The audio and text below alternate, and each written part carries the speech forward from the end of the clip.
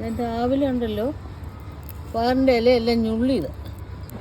എൻ്റെ ചെറിയ ചെറിയ പയറും ഉണ്ട്. ചെടിച്ചട്ടിക്കകത്ത് പയറിട്ട് കിളിപ്പിച്ചതാണ്. ഇപ്പം 2 പ്രാവശ്യം ഞാൻ ഇതുപോലെ എടുത്തിയാണ് പയറിൻ്റെ വള്ളി.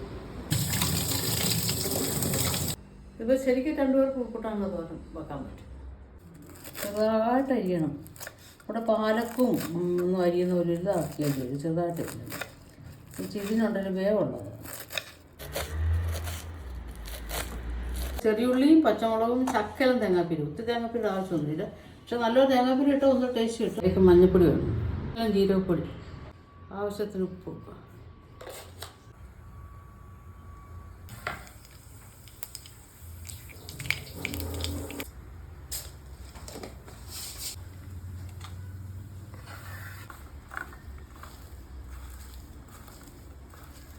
ഇപ്പം നമ്മൾ ചതച്ച് ചേർക്കുന്ന പോലെ തന്നെ മിക്സ് ആകുന്നുണ്ട്. കാലം വന്ന് ചേർക്കുന്നത് അതിൻ്റെ ഇടയ്ക്ക് വേഗം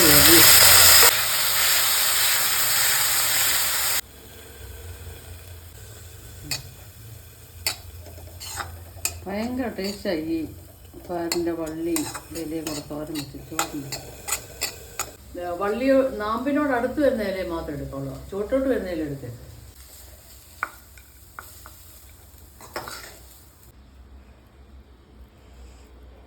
ഇപ്പം നമ്മുടെ ചെടിച്ചട്ടിക്കകത്ത് വളർന്ന പയറിൻ്റെ വള്ളിയത്. വേറെ വളവോ ഒന്നും ചേർത്തില്ലല്ലോ. അപ്പോൾ ഇതുപോലെ എല്ലാവരും ഉണ്ടാക്കിയിട്ട് ടേസ്റ്റ് ചെയ്ത് നോക്കുക. എല്ലാവർക്കും ഇഷ്ടപ്പെട്ട കമൻറ്റ് ചെയ്യുക, ഷെയർ ചെയ്യുക. എല്ലാം ടേസ്റ്റ് ചെയ്ത് നോക്കുക. ഉണ്ടാക്കി ടേസ്റ്റ് ചെയ്യണേ.